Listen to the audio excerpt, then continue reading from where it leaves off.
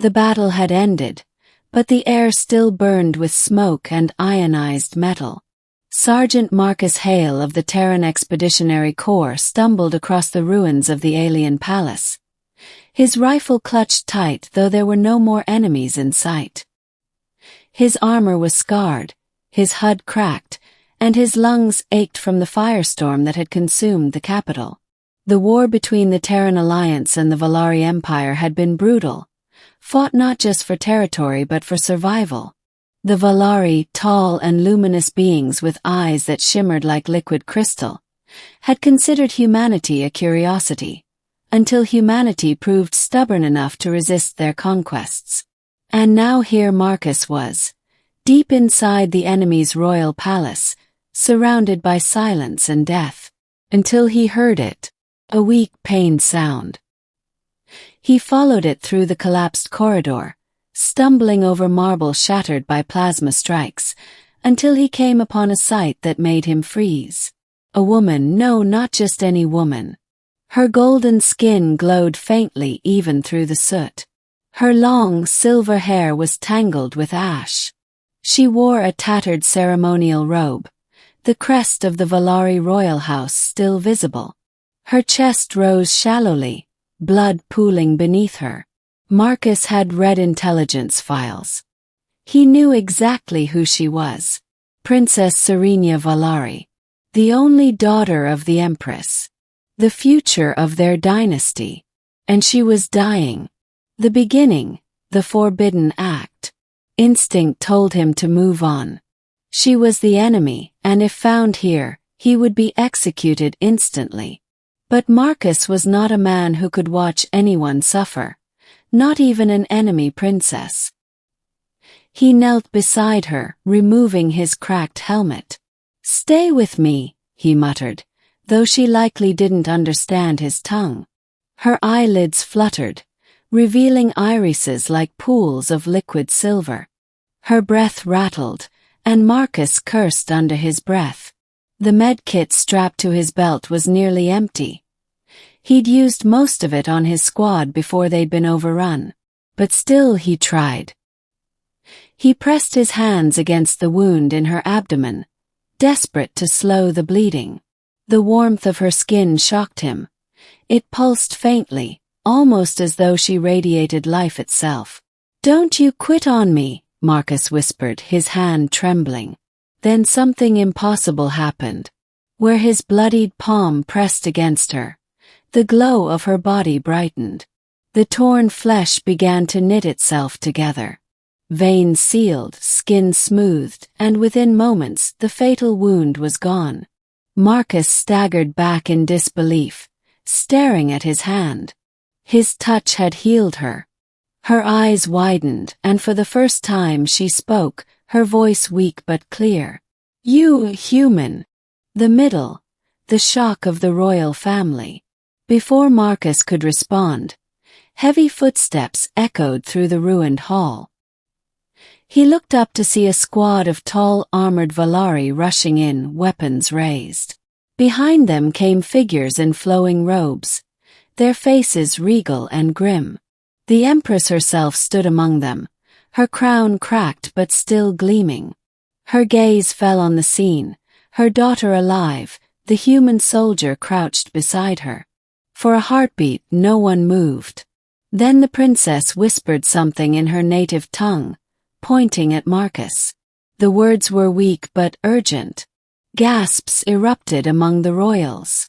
Several armored guards raised their weapons, but the Empress held up a hand, silencing them. Marcus tensed, ready for death. But instead of ordering his execution, the Empress strode forward, kneeling beside her daughter. She pressed her palm against Serenia's healed flesh, eyes widening. "She lives," the Empress breathed. "The wound was fatal, yet she lives." Every Valari in the chamber turned their eyes to Marcus.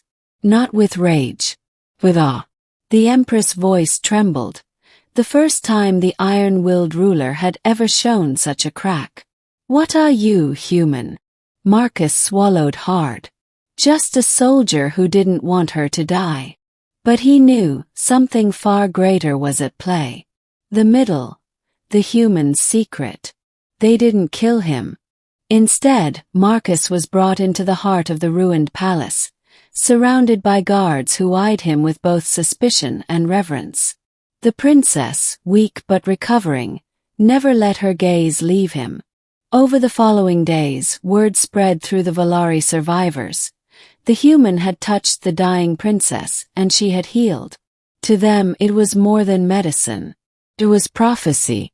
The Valari believed their royal line carried a fragment of divine essence, passed from the stars themselves. That essence was fading.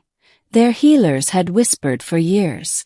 But Marcus' touch had reignited it. The Empress summoned him privately. Her piercing gaze measured him like a weapon, yet behind it burned something more desperate. "My daughter should be dead," she said.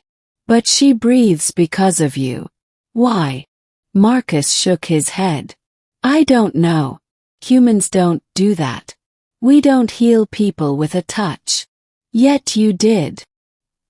He looked at his hands, remembering the warmth, the surge of energy that had flowed through him. It hadn't felt like power. It had felt like empathy, raw and overwhelming. "I just didn't want her to die," he admitted quietly. The Empress studied him, then whispered, "Perhaps it is not power. Perhaps it is will." The conflict between two worlds. Not everyone welcomed him. Some nobles saw Marcus as a dangerous anomaly. To them, a human touching their royal bloodline was blasphemy. One night, Serenia herself visited him in his guarded chamber. She walked slowly, still weak, but her silver eyes shone with intensity. "You saved me," she said in broken but clear Terran standard. Marcus hesitated, then nodded. "Anyone would have tried." She shook her head. "No, not anyone. You chose mercy where others would choose vengeance. Why?" He looked at her, really looked, and saw not just an alien princess but a young woman caught in a war she hadn't started. "Because I couldn't stand to watch another life fade. I've lost enough." Her eyes softened, and for the first time she smiled faintly. But outside that room whispers grew. Factions argued whether Marcus should be executed as a contaminant, or exalted as a savior.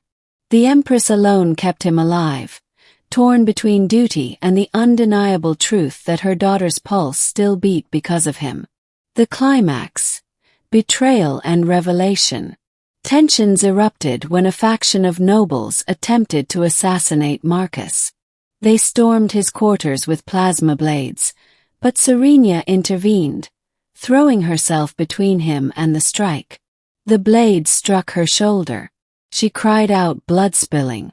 Marcus caught her as she fell, instinctively pressing his hand against the wound. Again the glow surged, sealing the gash before their eyes. The assassins froze, their weapons dropping. What they saw was undeniable. Each touch from the human brought life, even against death. Guards rushed in, seizing the traitors, but the greater shift had already begun. The Empress arrived moments later, eyes blazing as she saw her daughter whole once more. This time she didn't hide her awe. She declared to all present, "This human carries the spark we thought lost. He is no enemy. He is chosen by the stars."